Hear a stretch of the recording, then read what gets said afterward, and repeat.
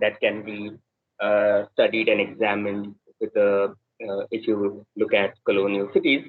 Broadly, that is the argument in all of these readings. They are all these readings look at different dimensions or aspects of colonial cities, urban form, spatial structure, um, social dimensions, social inequality, segregation, and so on. So these are the things that these readings are going to examine. The first reading by Anthony King is more a conceptual one, which tries to look at the concept itself. And then we get into more, the second essay by Chandavakar is a more historical one, which looks at the city of Bombay.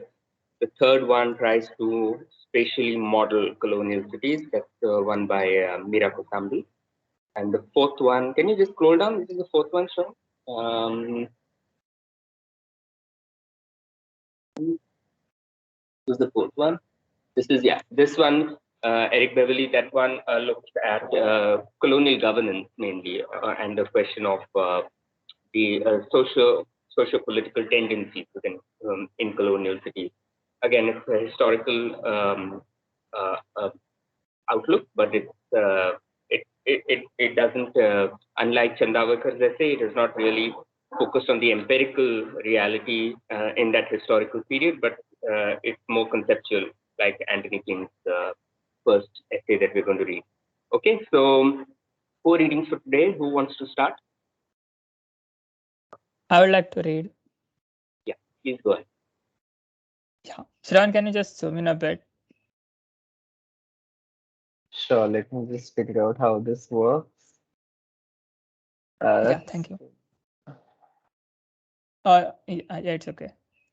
The most prominent function of these cities was economic. The colonial city was the nerve center of colonial exploitation. Concentrated there were the institutions through which capitalism extended its control over the colonial economy. The banks, agency houses, trading companies, shipping companies. These banks were, of course, largely European owned. In at least 2 senses, all cities can be described as colonial. At the local level, the powers that form them organize their hinterland and live off the surplus the non-urban realm provides. At the global level, existing cities organize the surplus both of their own society as well as that of others overseas. The local relationship of town to country becomes the metropolis-colony connection on a world scale. In the 4th century of European colonialism, c. 1500 to c. 1950, 2 of the basic characteristics of these cities were that they were established with the aid of extensive transportation technology at a distance from the metropolis and in areas with a totally different economy, society, polity, and culture. In short, therefore, it may be preferable to speak of a city in a colonized society or a territory. It may be preferable to speak of a city in a colonized society or territory rather than a colonial city per se. This is more than a semantic adjustment. It turns our attention away from the idea of a special category of city to considering at least 4 elements: a society, the territory and location where it is, the process of colonization, and the city that results. Yet even in its conventional sense, colonial city is a very broad category, blurring as many features of the reality as it eliminates. At the simplest level, a typology of all cities must account for a variety of historical situations where settlements are transplanted by a colonial power. For example, those of the Romans in France, the Arabs in North Africa, the English in Ireland, the Mughals in India, the Russians in Central Asia, as well as the Portuguese in the South America or the Dutch in Indonesia. These colonial situations can be classified according to various criteria: mode of productions, mercantile capitalism, industrial capitalism, energy base, pre-industrial, agricultural, industrial with animate or inanimate energy sources, historical time, 17th, 20th centuries, culture and geographic area, Arabic, African and Asian, society, Dutch, French, as well as strata within these societies, and no doubt others. The unique features of the colonial city are apparently these. First, power, economic, social, political, is principally in the hands of non-indigenous minority. The rights of the colonized are either nil or very restricted. This minority is superior in terms of military, technological, and economic resources, and as a result in social organization. The colonized majority are racially or ethnically, culturally, and religiously different from the colonists, who are culturally European and by religion nominally Christian, while others suggested characteristics can be found in non-colonial cities, example cultural pluralism, occupational stratification by ethnic groups, large groups of indigenous unskilled labor. What distinguishes the colonial city is the degree of skill to what the characteristics listed are manifest and their combination in a particular urban ensemble. They also become of interest when compared to the characteristics attributes of the developing world cities. Okay, before you go to the next one, let's just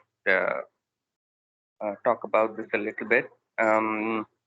Okay, can someone summarize the main points? It's a summary anyway, but just um, try to explain this.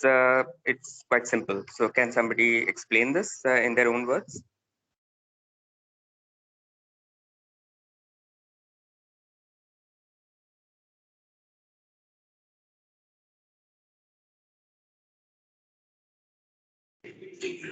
So the essay talks about how the uh, colonizers and the one who are getting colonized were different in culture and other backgrounds, Mhm. and were in were were in some sense greater than the people who were getting colonized. Mhm. Is the word that is used greater or it is something else? Hmm? Uh, it is something else. I'm not Yeah, getting the word. yeah. Because I mean, because great has certain Yeah, connotations, yeah, yeah, which have certain values, evocations in the word greater is different from superior in terms of military technology and economic resources, right? yeah. Military superiority is measured based on the size and the number of guns that you have, not not in terms of the how brave people are when they go to battle, right? So, um, Yes. so there is a certain kind of technical um, definition here of the superiority, which is different from greater. You know, greater is as has different meanings in that sense.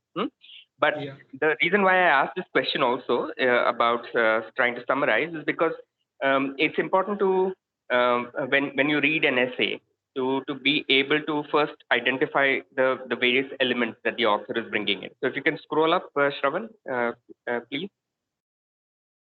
So the first thing that usually happens when you, especially when you're reading a theoretical work, is that you one ought to pay attention to the way in which the author is trying to define the terms.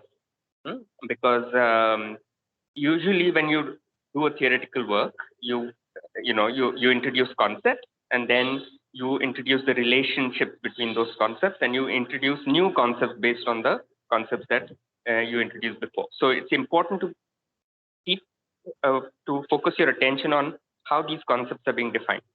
Anybody can define any term in any way they like, not in every way, and not in any way really, but in there is a degree of latitude that you can give people to as to how they're defining their terms. But the question that you should be asking is, if the term is defined in this way, what does it mean? What does it imply? What are the consequences of that definition, and so on, right? So, what is Anthony King saying about what is a colonial city? So, the first thing he says in that quote is that the most prominent function was economic. What what made colonial cities important centers during the colonial period? It was the economic function that those cities performed. So, for instance, in Bombay, of course, there was a symbolic aspect to the way in which Bombay was built and so on. But really, what really started off the city was its port, right? The Portuguese term for Bombay is good bay, which is a natural harbor and so on, good harbor actually. And so it was that particular feature of this geographical region that aroused the interest of the colonizers, of the colonial powers.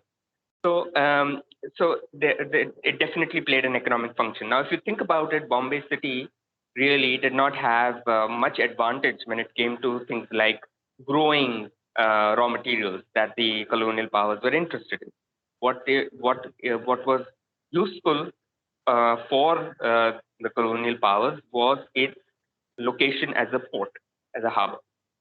So a lot of the raw materials and produce that was being grown in the mainland or in other places in the country were being shipped out of Bombay City, right? Whether it's opium or then later cotton and so on. But basically, the colonial economy was about extracting raw materials, and generally, colonization in the developing world was about extracting resources. Um, and so Bombay played an important role in playing that function. Okay, so that's important. Then he gets into the question of what is it that makes a colonial city, and he says that look, it's not useful to talk about a city as a colonial city. Hmm? It's better to talk about a city in a colonized society or territory, and that is an important distinction that he makes. Mainly because if I mean, there are cities in India which did not really have colonial presence. Okay, for instance, if you take the city of Mysore, it was a princely state and so on. So it was not that the rulers were British or there were colonial institutions that had headquartered in that city and so on. And so to say that you were talking about colonial cities per se, according to Anthony King, it's more accurate to speak about a city in a colonized society or territory. The society is colonized, and then there will be some cities which play an important economic or political function. So that distinction he makes, right? So when you're reading a theoretical essay, keep your mind open to looking at the distinctions that the author is making in the way in which she or he is using the terms that are very important. Then he says another thing which is very important. He says that all cities can be considered colonial in one sense or the other. And that's a very important point. And this is, I think, something that had come up in some of the earlier discussions as well, that if you look at, okay, so today Bombay is no longer a colonial city in that there is no, colonial power that is ruling over the city. But if you think about the relation of the city to its hinterland, it's a colonial relationship. The city is using resources that are extracted from the hinterland, whether it's food or raw materials of water or electric energy and so on. So there is a colonial relationship between the city and its peripheral regions or the hinterland and so on. So in that sense, every city can be considered colonial. If you think about metropolitan cities in India, right, and which is actually where the dominant institutions of the society are located, and the way in which the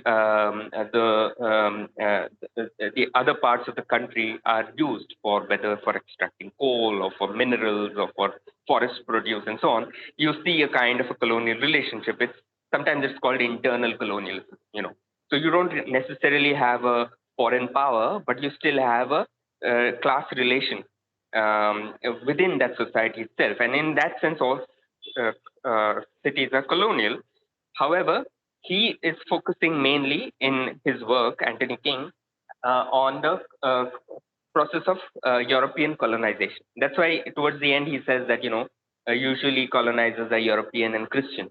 However, strictly speaking, that is not true. If you think about, let's say, Japanese colonization of China, for instance, or in the contemporary period, you see a lot of erstwhile colonized nations, colonizing lesser developed countries, for instance, large companies, or even even earlier European societies. For instance, you have Adani coal mines in Australia and so on. And there is a kind of struggle there, which is almost mirrors the kind of colonial relations of old, but the cultures are kind of reversed, or Chinese installation in Africa and so on. I mean, actually, a lot of Indian telecom companies are also around in Africa and other parts of the world. So, it's not strictly true that colonization is a European or a Christian phenomenon. But yes, at some point in history, this was. And this is the period that Anthony King is talking about. So in this very short excerpt, you get all of these elements, right? It what good theory does, what good theoretical writing does, it packs a lot of information in a very sharp use of concepts. Sometimes theory is also terrible, which means that it leaves you more confused than clear about what is being spoken about, which is a different story. So this essay is a good example of how you can, through clear definition of ideas that you are going to be engaging in your work, you can provide a lot of information and insight, which is what theoretical writing is about. Okay, so we'll take maybe a couple of questions or comments on this, and then we'll move to the next one.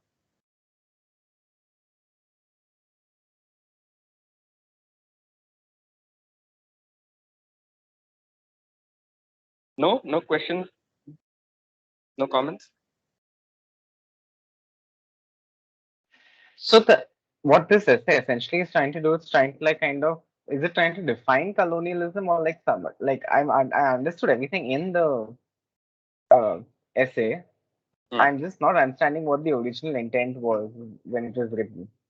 See, he is not really defining colonialism per se, because the work is not one of political theory, right? He is defining an object called colonial city. Okay, so that is his object of inquiry. When we say object of inquiry, we mean the actually subject, right? What is he trying to understand? So he is trying to understand spatial formation, not necessarily colonialism. Colonialism is a process that shapes the space that he is looking at, right? So, but it's important also for him to be clear about what he means by colonial or colonialism before he talks about what is being colonized and how it changes through that process. Okay, so colonialism is not his central concern in this essay, but he has to make what he means by it clear before he gets into his object of analysis, which is the colonial city. Yeah. All right, thank you. Okay. Chalo, let's go to the next. Who wants to read this? Can I read it? Yeah, go ahead. Yeah. While the city's employers, landlords, and administrators were certain that something should be done to improve conditions in Bombay, their material interests restricted action and favored postponement. On the other hand, the threat of disease and discontent remained at the forefront of elite perceptions. The result of the impasse was despair. Socially, as will be discussed, it was manifested in the flight of the better classes to the new suburbs and the most salubrious quarters. Ideologically, the failure of social policy was attributed to dirty native habits, overlooking the fact that the conditions in which the poor lived were the product, not the cause of ineffective policy. However, the ingrained habits of the peasants were believed to contribute to the deterioration of the new environment into which he crowded. Dirty native habits could be cleanly disconnected from the objectively horrendous state of the town's sanitation. The Conybear invaged against so disgraceful a disregard of decency as prevailed at the Back Bay, and yet urged in the same report that public necessaries are, in my opinion, indispensable at Bombay because a large proportion of our laboring population inhabit lodging houses too densely crowded to admit of private accommodation to the requisite extent. Defecation in the streets, he believed, could be prevented by employing two mounted policemen armed with hunting crops to keep a close eye on miscreants and by a stricter enforcement of Regulation 3 of 1815. Yet he recognized it would be a hardship to enforce the regulation strictly without first providing such accommodation as would enable the poorer classes to observe it. Indeed, one contemporary observer commented in 1855 that to travel by rail from Boribandar to Baikala or to go to Modi Bay was to see in the foreshore the latrine of the whole population of the native town. Seven, can you scroll down?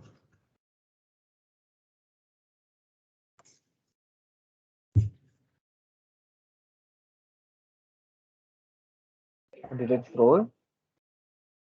It is not happening for me. I'll just open it in my.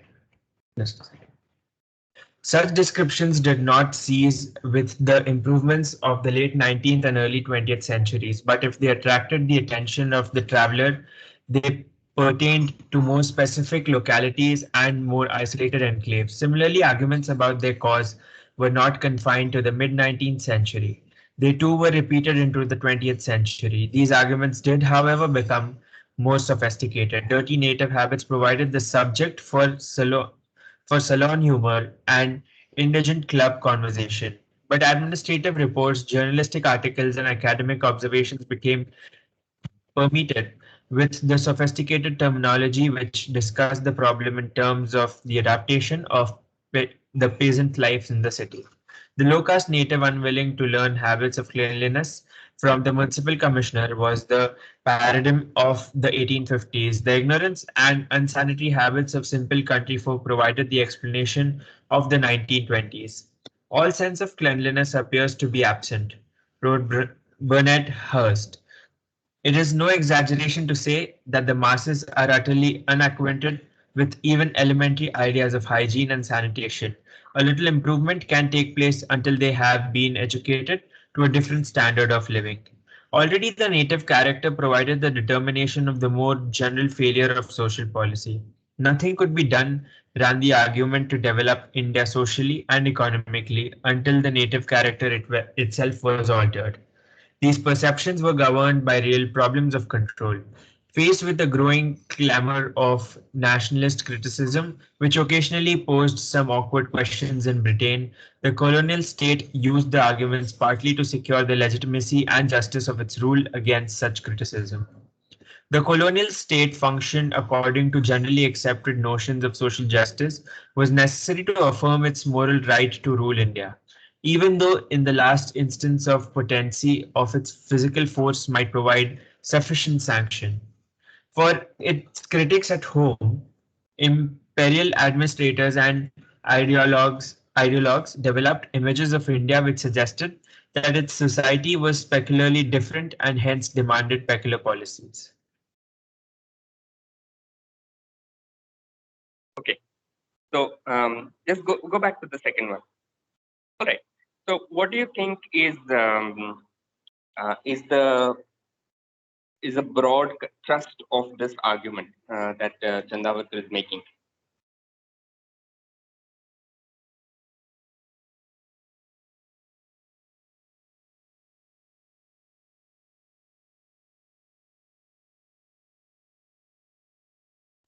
There's a certain blame being pushed onto the people living in unsanitary conditions as like it's the cause of their own actions and unwillingness to change rather than the actual conditions they're living in. And the cause and effect has kind of been shifted backward. Exactly.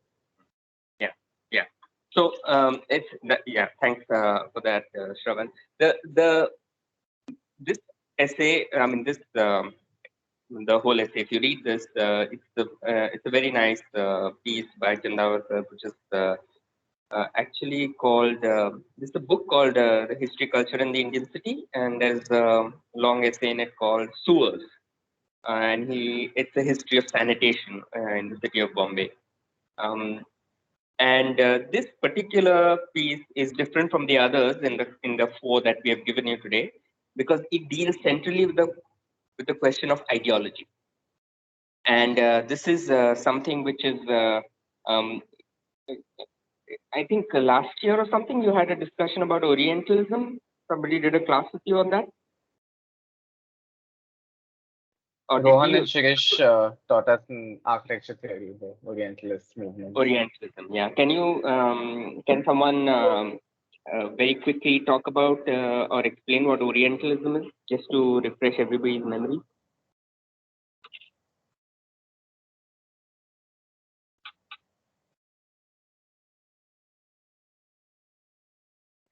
Should I No. try? Thanks. Someone else?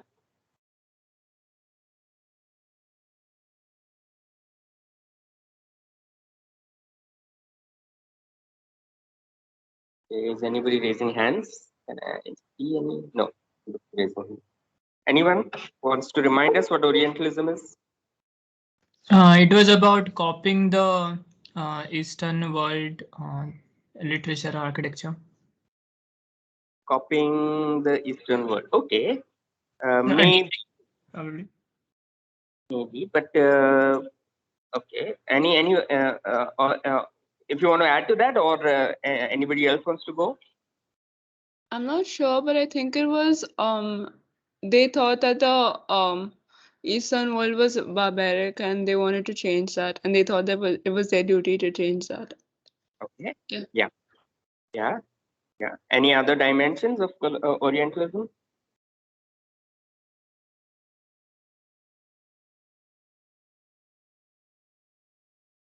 Okay. Yeah. Go ahead. Sorry. This fascination of the Eastern world in terms of literature and art history. But I had one question. Does that mean that artists like and painters like Thomas and William Daniels that came to India, were they also Orientalists? Okay. So, okay, good question. So, okay, so Orientalism, this is not a class on Orientalism, it's a very long discussion. But I'll just very quickly kind of try to summarize the main idea here. One is that first of all, Orientalism is a very kind of a broad, all-encompassing term. It encapsulates various different attitudes, okay, that a group of people have about another people. But the central concept of Orientalism, if one has to talk about it in terms of just one idea, is that is that one of difference. It means that we are different from the people that we're talking about, the Occident in this case, okay, or the developing world, the exotic East, the mystical East, and so on. There's this introductory song in Aladdin, Disney's Aladdin series, which has this phrase, I come from a land, from a faraway place where the caravan camels roam, where they cut off your ear if they don't like your face. It's barbaric, but hey, it's home. The idea being that it's a barbaric place where we have all of these strange practices, but it's home for us. That is how the East is speaking about itself. So I mean, that's Disney. It's talking about the Middle East. Obviously, it's going to have all of these representations of the East. So the representation, ideology, these things are extremely are important when it comes to questions of Orientalism. However, the central concept is different, which means that we are different from them, or they are different from us. Okay. Now, what that means is that the idea of difference changes over time. It is not constant. It's not that it's not always articulated as we are better than them. It's sometimes articulated we are just very different from them, or our worlds somehow do not correspond, or the meanings that we have in our world for certain things will be interpreted very differently, okay, or understood very differently. So now, for instance, even very enlightened intellectuals in the West, for instance, John Stuart Mill, a leading liberal philosopher of the 19th century, he, in his book on liberty, he wrote about how, the colonized world, he used the metaphor of a child, that if you have a child with you, and you want to, you restrict the freedoms of the child to some extent, because you want for their own safety, right? Because the child is likely to hurt herself or himself. So the adult's responsibility is to take care of that child, and therefore they may restrict their liberty, right? And similarly, in the developing world, you want to do that. So we are enlightened West, and we have freedoms and liberties for our people and so on. But when we are colonizing other parts of the world, the same standards do not apply to them, because they are not as cultured and civilized, and they are not adults like we are. So there are different ways of characterizing this. Now, it's interesting that John Stuart Mill was a leading philosopher of liberty in Britain. But he had to also justify colonialism to himself. How can the leading and nation of the world colonize someone else when they are talking about democracy and liberty at home, right? So this was the kind of very intellectual and philosophical justification that was provided, right? So that's one interpretation of Oriental. Another one is that, okay, they are very different from us, and therefore we should just leave them alone, or we should let them. So, for instance, in the way in which British colonialism perceived Indians up to a certain point was simply one of being less cultured or less refined, right? But then that began changing in the early 20th century, 19th century. The idea became that, okay, this is a very different culture that we cannot understand, and therefore we need local interlocutors. Okay, so therefore a lot of the intermediaries were created. For instance, the priestly class in caste in India became the interlocutors for the British about understanding and interpreting Indian culture, and therefore the rise of that caste in the colonial bureaucracy and so on, as the people who would interpret the mysterious East or the mysterious India to them, for them. So there are difference can be articulated in different ways. It can be pure domination, that you're inferior. It can also mean that you're very different from me, so I can't understand you, and therefore I need somebody to help me understand, right? So of course, but in both it implies a power relation, right? So now the question that you asked, Ambika, about certain kinds of interpretations of the representations of the East, it really varies. Actually, Amartya Sen in his book Argumentative Indian talks about different tendencies of during colonialism, where you had certain kinds of researchers and scholars and so on of the West who would come into India to look at it almost as an exotic place. But there were some who would come purely to understand as an intellectual quest. Some would come in order to document knowledge, in order to then use it for domination. So there were different attitudes and tendencies.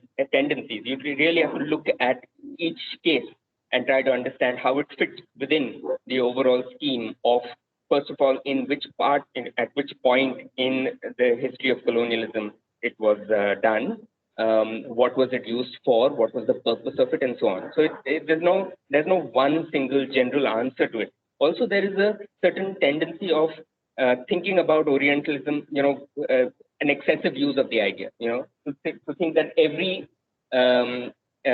attempt at trying to understand someone is a kind of an Orientalist, it's a power relation. It's not that. Sometimes you do it at you try to understand who are people who other people without trying to dominate them. Even that can happen. That can be purely out of intellectual curiosity, right?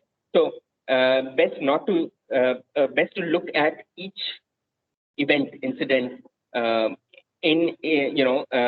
carefully to understand what it was motivated by. Now, in coming back to the essay of Chandawakar, what was happening in Bombay at that time was the native town. The entire stretch of Bombay city from let's say on the north of the Esplanade, let's say, till Parel, right, was a native town, mainly lots of traders, mixed use kind of settlement. The urban form, you've been there. And this part of the city was highly unserviced.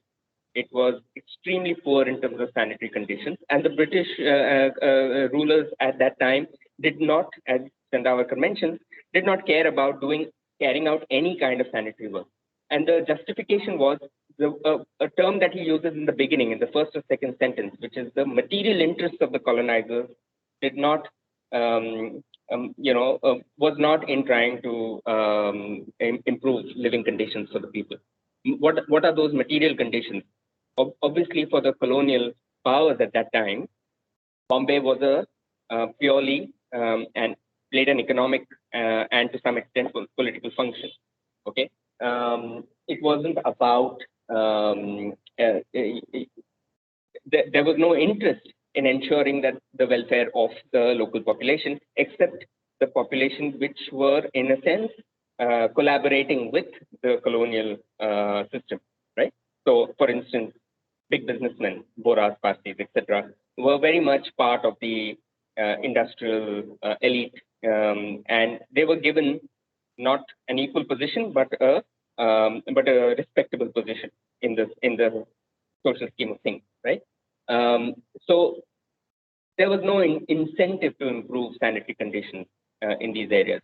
But when obviously diseases like the plague would strike, there would have to be some justification as to why this is happening, and it would be blamed on native habits.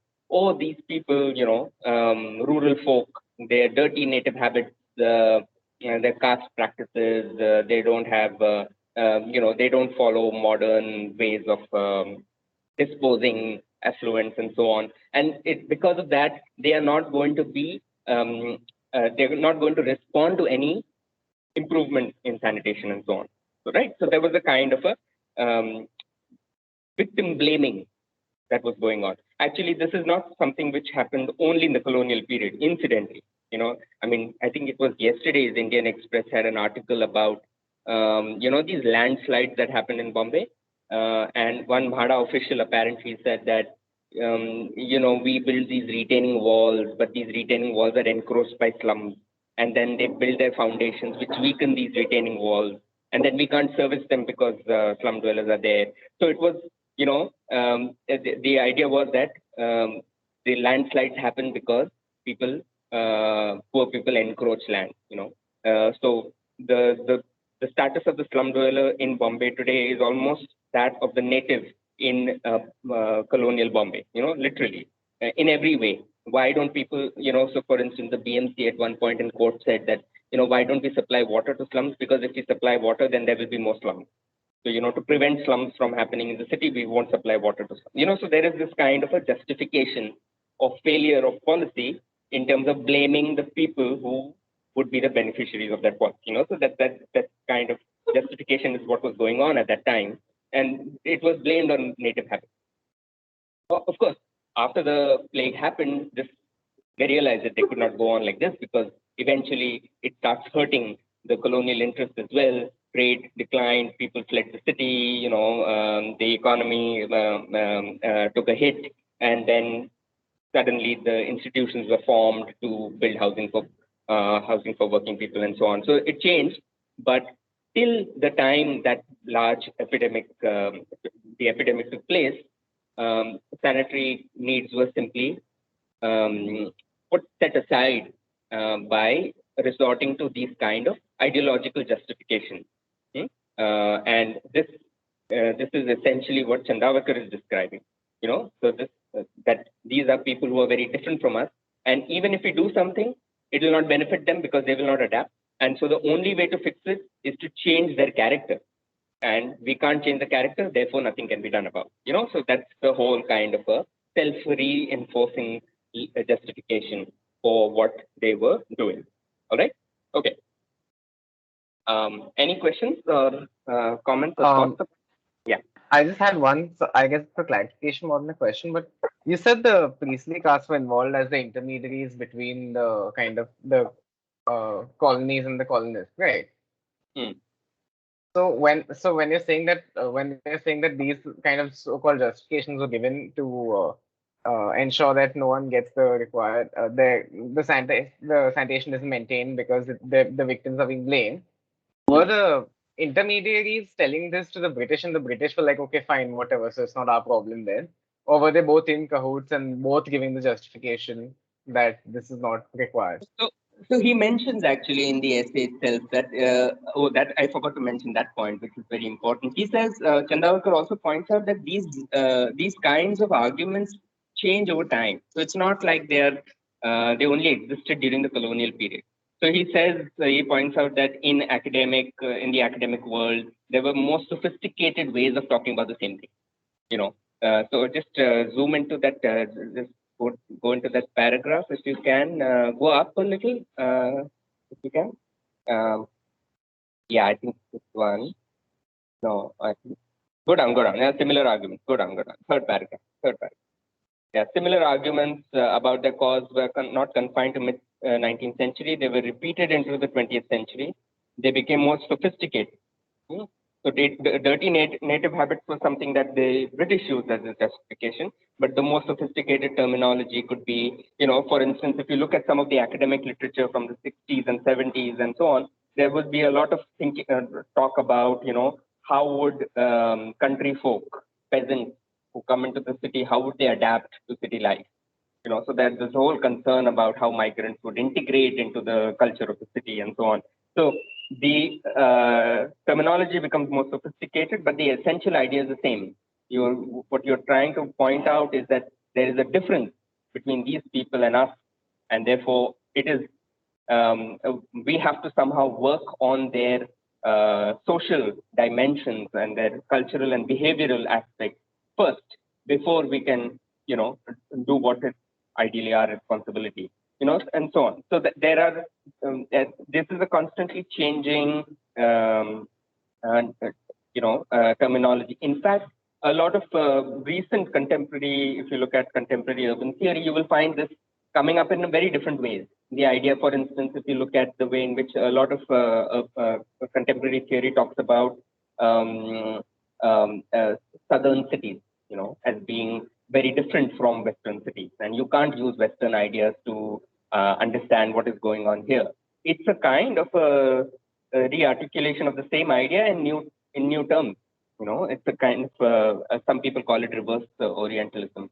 And so you can keep an eye on the way in which the terminology changes, but the idea of difference still kind of is something that pervades the discussion, and that's essentially where he's coming from. So this, so when you talk about the colonial system, you're not only talking about the British, right?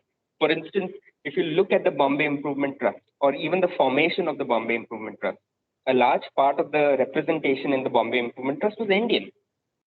There was, of course, it was a colonial institution, but there were the mill owners associations and the chambers of commerce, and all of these were very much part of that, and they were represented in that institution, and they echoed the attitudes of the colonizers as well.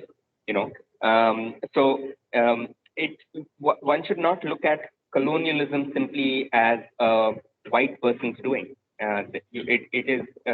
It was in Bombay, for instance, the social elite in the city was not. It is difficult. For instance, the Bombay Municipal Corporation had representation from the landowners of the city, who were largely Indian, right? So it's about the colonial system, not about the ethnicity of the or the race of the person who is in power, right? Just like we say that patriarchal institutions are not necessarily all male. Women can be a part of that system as well, right? So it's understanding the difference between the system, patriarchy, with gender, which is man or woman, and so on. So that is what, so colonial system is not only British, of course, it is British, but it is very much, you would have the intermediaries, the interlocutors, the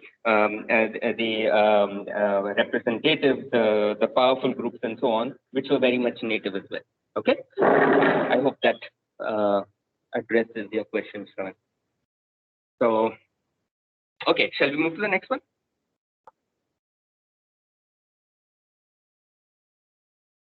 Mira Kusami, okay. Who wants to read this?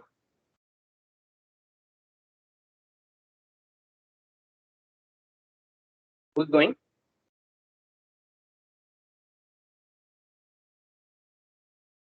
Okay, I see Aishwarya on my screen. Aishwarya, why don't you read?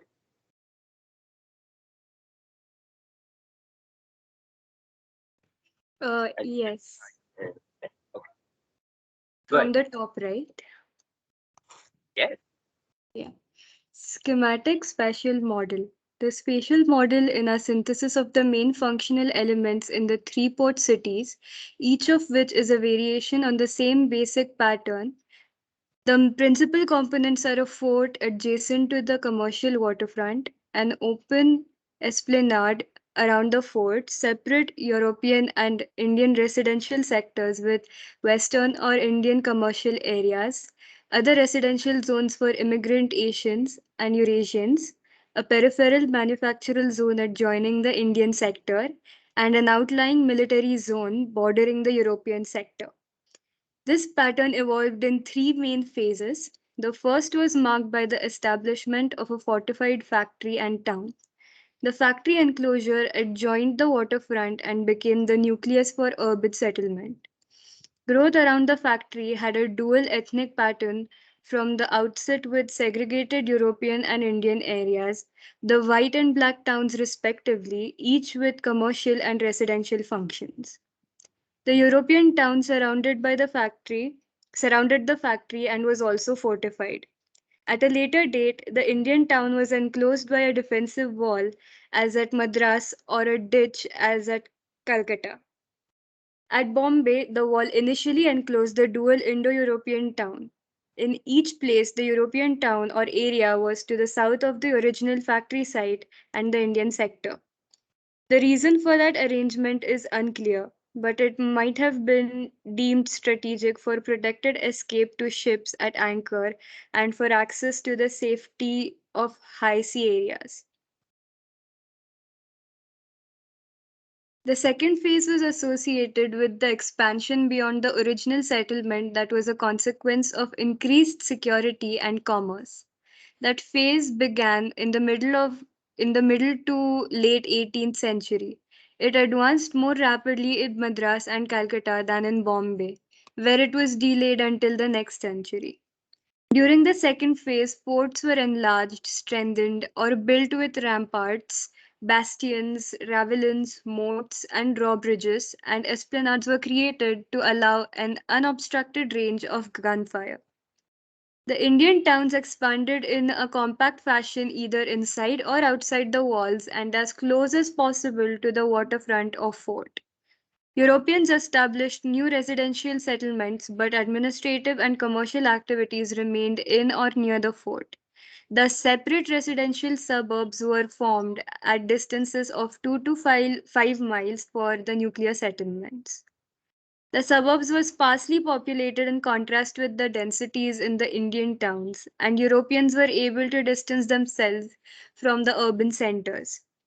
It should be emphasized that early European suburbanization occurred in India at a time when typical modes of transportation were horses, pony drawn carriages, ox drawn carts, and palanquins carried by coolies. The characteristics of the second phase were clearly visible in Madras and Calcutta by the end of the 18th century, but some deviations were apparent in Bombay.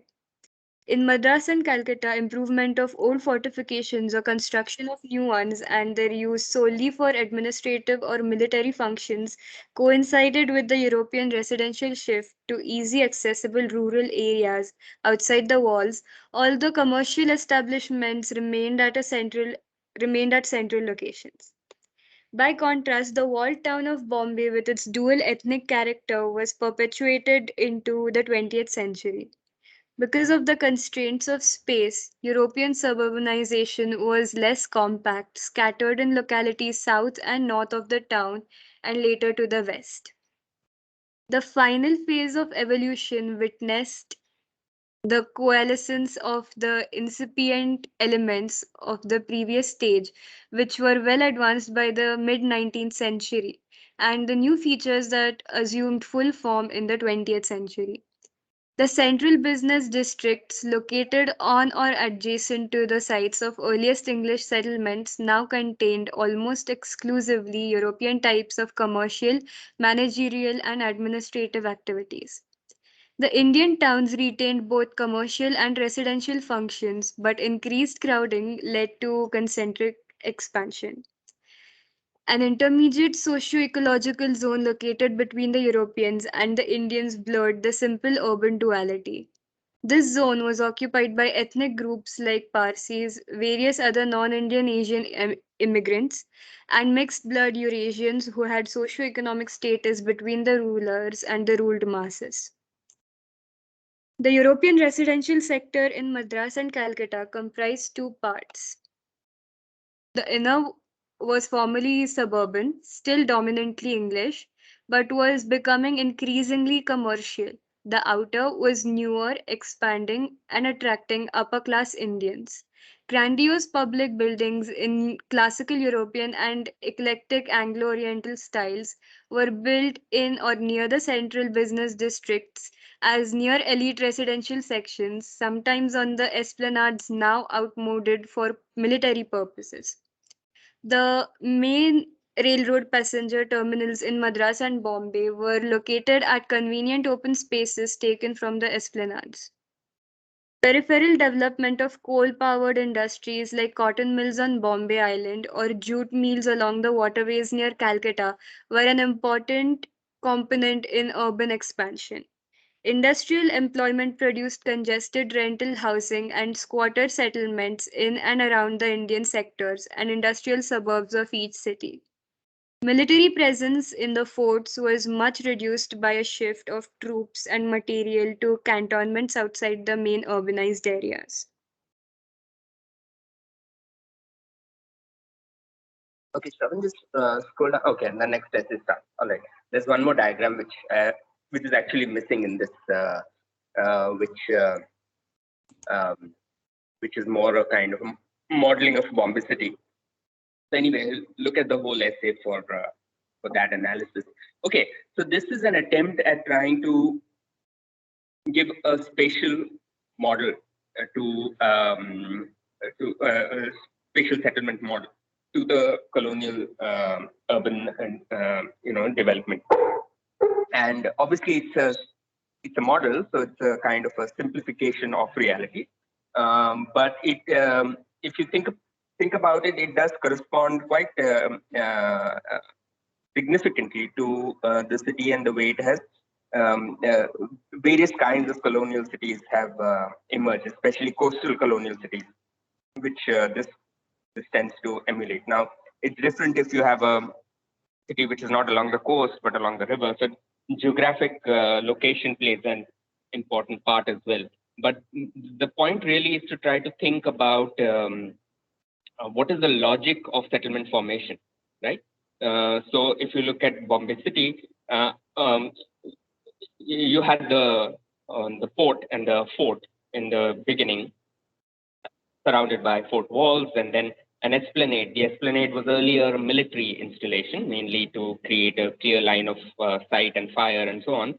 And the native town was beyond the esplanade. But later, when the city, when military technology changed such that the fort walls and bastions and so on were no longer necessary, these were pulled down, and that in that entire esplanade open area, you had institutions coming up where all of this, monumental architecture was built, institutions like JJ School of Art and the BMC and so on, and also the various maidans and parks and the railway stations, and all of those came in those areas, right? But all of those have to be thought about as a process of colonial city making. And at different points in time, obviously, the way in which space is understood and perceived by the colonial administrators changes, and that is what this reflects. Now, one feature that you find in most colonial cities, in India especially, all over the world actually, but in India you can see that very starkly, is that you will usually find a separation between colonial settlements or the areas which are inhabited by the elite, especially the colonial elite and the native population. In most cities in India, actually, that distinction was a white and black town kind of distinction. The British would live in one place, and across maybe a major railway line or a water body, a canal in the case of Pondicherry, or maybe an esplanade in the case of Bombay. However, Bombay is different in that distinction between the duality between white and native town and black town was not so clear cut. In fact, in Bombay, it was closer to a class-based division, because within the fort there were, native populations were permitted. The wealthy native populations were permitted. Of course, that changed later, and then there were colonial suburbs and native, wealthy native suburbs and so on. But you can see, so the idea really, I don't want to get into the whole social geographical history of Bombay, but the point is that when you look at the city of Bombay historically, in terms of its urban structure, you can read what was going on even without having, without looking at necessarily looking at various kinds of documents and plans and so on. You can see, where certain kinds of people settle and where certain functions come in and so on. So when the mills came in, for instance, they came in on the peripheries of the city, which at that time was Parel and those areas, right? And then the early colonial suburbs were in Baikala, and then later they moved to Malabar Hill, and so on. So you can start reading, but of course, when the middle upper class settlements were on the western coast, and that still today remains largely an upper income housing area and so on. So you can see certain continuities and discontinuities from the colonial period. But the point here in this essay is to start trying to read the spatial form of the city historically, right? Not just the way it is today, but to see it historically and how it has emerged and developed and so on. Okay. All right, let's go to the next one. Unless somebody has any questions or comments. I'm not sure if this will be addressed in the next one or not. Hmm. But in most non-colonial cities, you do see this idea of like the rich and the poor both living in the main city while the middle class lives in the suburbs. And Mumbai does have a sort of more homogeneous idea of the same, but there's still some idea that the city has the wealthiest part of the population and then the suburbs. Well, So how does that? it's not a Yeah. general idea. Actually, it differs, and here you'll see lots of differences between, for instance, if you look at many of the older medieval European towns and say medieval Indian towns, you will see that the center of the city usually is a religious place, a market, castle, and so on. And then you have settlements around, and then it kind of grows. So that generally tends to be the core. If you go to any old European city, a city that existed in the medieval period, you'll find that there's a castle in the middle, which is a marketplace, square, religious monument, and so on. If you, on the other hand, American urbanism that way is different, where you have the downtown being largely the where the poor live, and the uptown suburbs and so on where the middle class and the elite live. Because there's also a whole kind of um, period in American cities where there was this white flight, so white people kind of fleeing the poorer neighborhoods in the city and going and settling in the suburbs and so on. So again, this is these patterns actually differ from based on political economy, historical periods, certain kinds of technological developments, and so on. Right. So, for instance, you can read the city of Bombay through the motor car, and you can actually, if you do that, it's a good idea to do that. I mean, take one aspect of, for instance, the whole transport system of Bombay. Like, what is the railway system? The railway system actually came up as a colonial system of extracting raw materials. That's why the railway line was built, to transport materials from the mainland to the port areas and to be shipped out of the city, right? Later, obviously, these became the main mode of transportation for populations. And that is the reason why Bombay has such an effective public transport system. On the other hand, if you look at the entire fort area and the native town, which were earlier pre-automobile settlements, they're very dense and very walkable. Today, the motor car makes life very complicated there because everybody parks there and all of that. And therefore, those areas are being raised and redeveloped and all of that. So you can, whereas if you see the suburbs, a large part of the Indian suburbanization was not motor car driven, but two-wheeler driven. And because two-wheeler being the predominant mode of transport before liberalization, when the automobile became an important marker of class and so on. So, you can read all of these things when you survey or analyze urban structure. But again, the point of these set of readings to look at colonial cities, and we are looking at specific events or specific interventions in the city that happened during that period, or uh, uh, uh, or aspects of the city that are shaped by the colonial process, right? That's essentially what these essays are about. All right. Okay. Next, who wants to read this?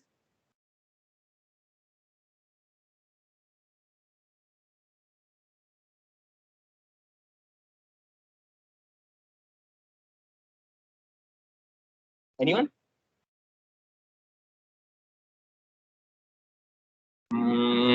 Wait, let me find somebody in the list. Okay, Kshitij, you want to read this?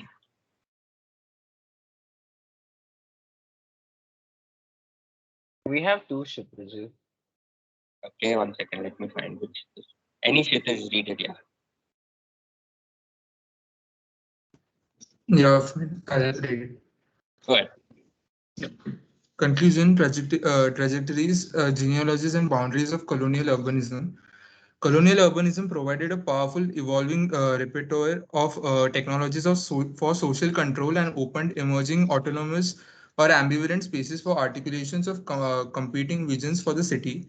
In some of its idioms, such as technology of public health and sanitation, colonial urbanism worked both as an instrument for social control and as a project of progressive urban politics. Indeed, a crucial aspect of South Asia's modern urbanism is the simultaneity of the city's formation as space of control and as space of autonomy. In the decades around the turn of the 19th century, two clear tendencies are in evidence: the colonial state's consolidation of disciplinary regimes across the terrain of the city, and the emergence of the urban as a venue and topic for negotiation and contestation between and among colonizers, South Asian elites, and common city dwellers. The chronology and characteristic features of the city's life as a space of control can be sketched. From the mid 18th century, colonial cities developed as military and later civil and residential European zones, fortified by material structures and state violence against areas populated by the colonized poor. Boundaries between White Town and Black Town were hardly hermetic, as colonial texts suggested.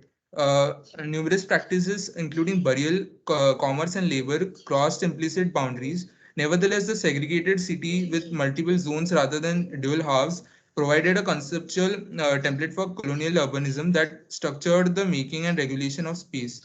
From the mid 19th century onwards, poorer city dwellers were systematically subjected to a developing repertoire of urban discipline.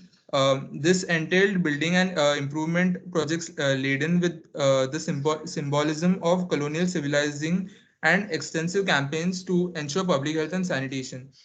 Whereas the military and police regulated boundaries in an earlier era, uh, construction projects and sanitation initiatives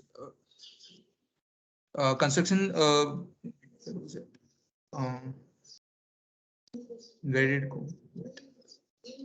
Yeah, construction projects and sanitation initiatives subjected entire cities to governance. There was a shift in state orientation from containment of disorderly spaces to regulation of threatening bodies, from divided to disciplined city. Throughout these changes, colonial urbanism consistently organized the population by segregation of space. Production and regulation of space continues to frame state urbanism in post-colonial South Asia. Material from the late colonial period, during which an elite administrative cadre of colonial subjects was emerging, helps historicize the contemporary urban condition. In the 1910s, this group was still predominantly European, and housing preference for government employees based on rank masked up racialized Berger's urban geography of residential segregation. With increases in Indian posts and occupational ranks over the following decades, by the late 1930s, racial segregation had been largely overwritten by class segregation. Scholarship on contemporary South Asian cities bears out the endurance of this shift and the continuity of spatial segregation. The characteristic modes of power that guaranteed British racial dominance in the colonial era, military and police presence, zoning, and residential segregation, public health, and sanitation as discourses for controlling sexuality and labor continue to produce class power and segregation along those lines in contemporary South Asia.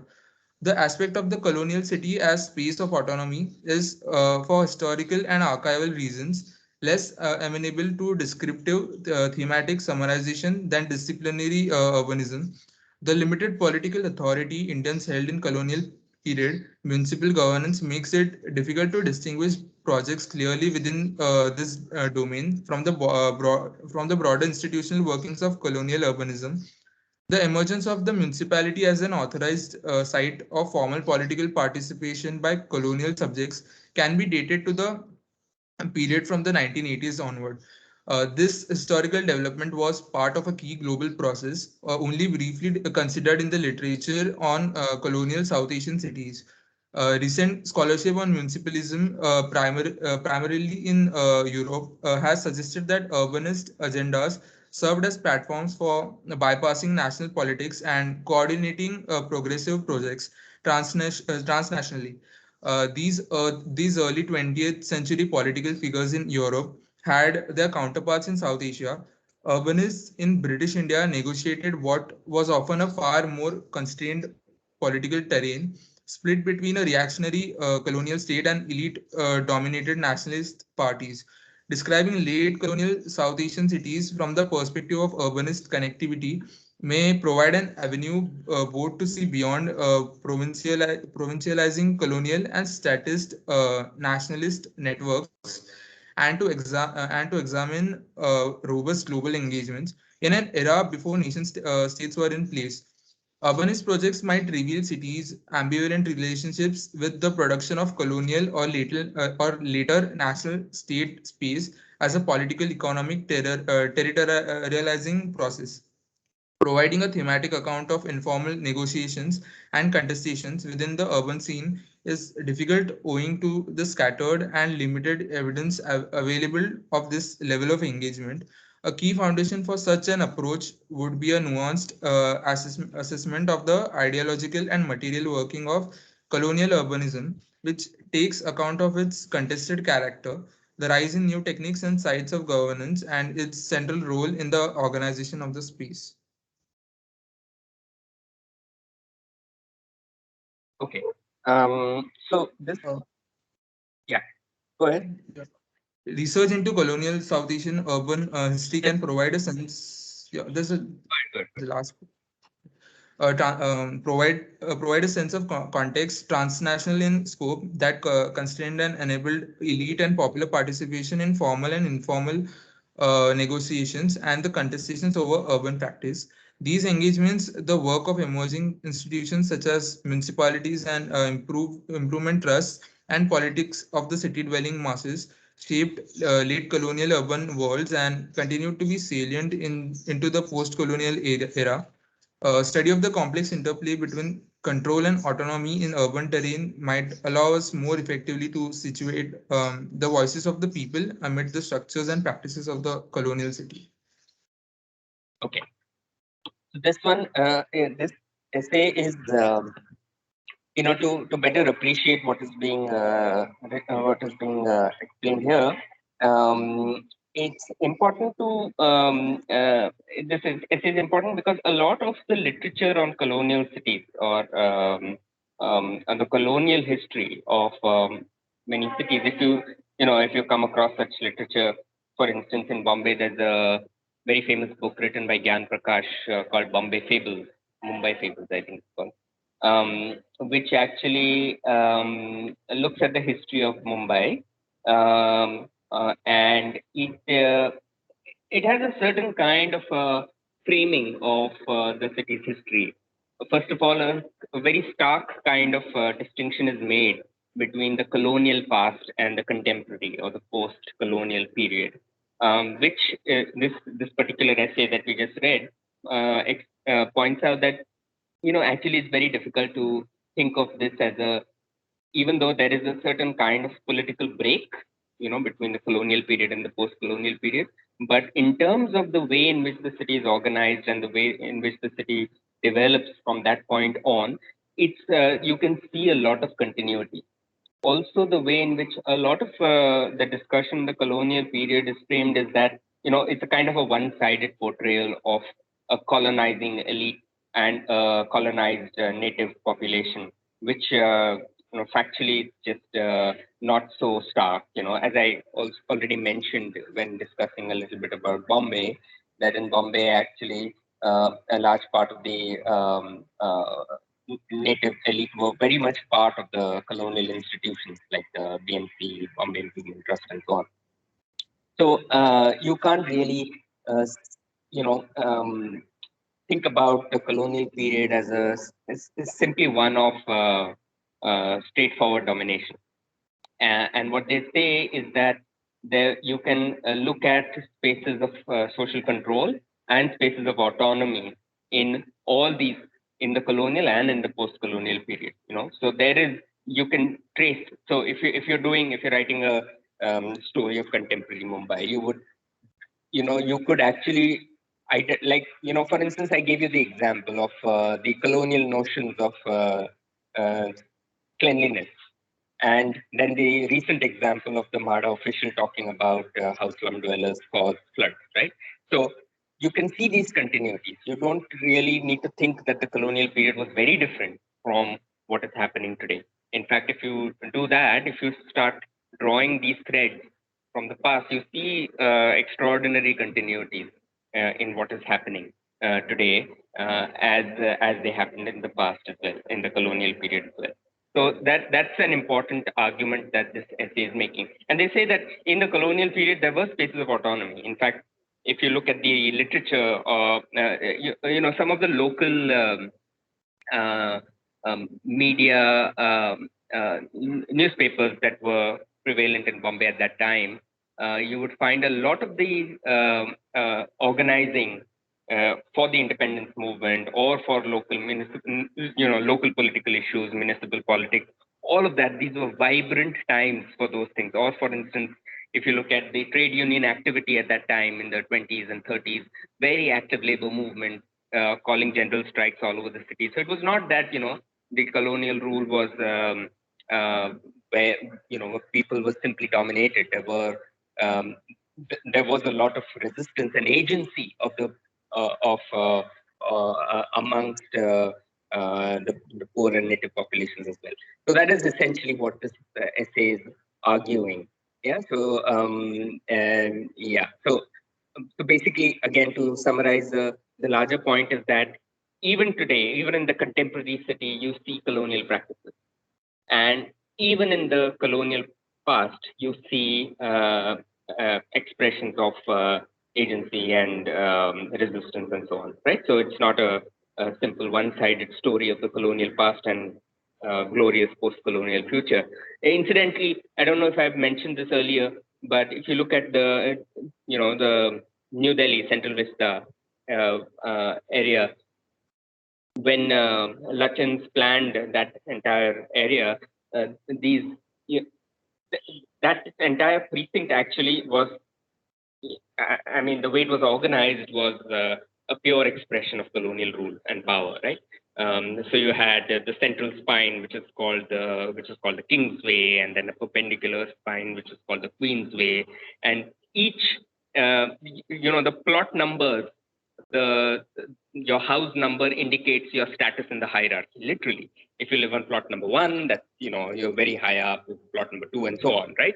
So there was a very conscious kind of a manifestation of social hierarchy in physical space, right? Now, what happened after colonial rule? It's not that thing suddenly changed. Kingsway was renamed Rajpath, and Queensway was renamed Janpath. Notice that they are perpendicular to each other. That is, the state and the people are not parallel.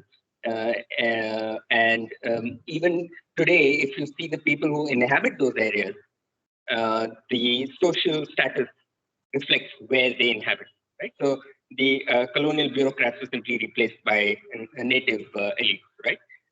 So you see these continuities over time, even in colonial space. However, you also see change in the sense that many of these places were transformed over time and became more public, more civic centers.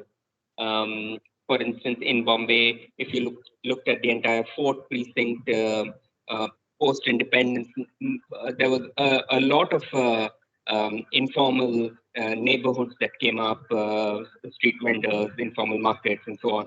So there was a certain kind of reclaiming of space by the people that would happen in the post-independence period. So the point of this essay really is to look at urban history not from a one-sided perspective of a certain kind of oppressive colonial past and a liberatory post-colonial present, but to look at it for what it is and to identify spaces of control and spaces of autonomy in both these phases. And you see that there are many interesting overlaps in the past and in the present. Yeah, that's basically what it is. Okay, so we have maybe 5 minutes for discussion.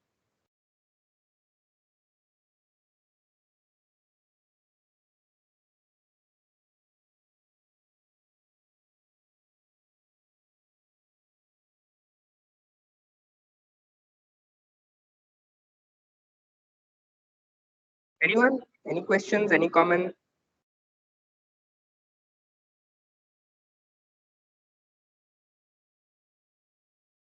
This is not directly related, but recently LA banned homelessness. Pardon? LA banned homelessness. Yeah. Yeah, I mean, it's interesting to see what that means, it's like the defecation example. So India is open defecation free, but because defecation in the open is a crime. So I mean, if that if that is how it is being done, then it's a question. Banning homelessness. What does that mean? Does that mean that if you are homeless, you will be incarcerated, or does that mean that the city has decided that homeless people will not be homeless anymore, and there will be a housing created for homeless people, and so on? So it's better to kind of read between the. I haven't really looked at it, but I mean, those are my the first questions that come to my mind when I hear something like this. Banning something is the easiest way in which the state can react to something. But what does that mean? For instance, there were some very interesting examples of some cities.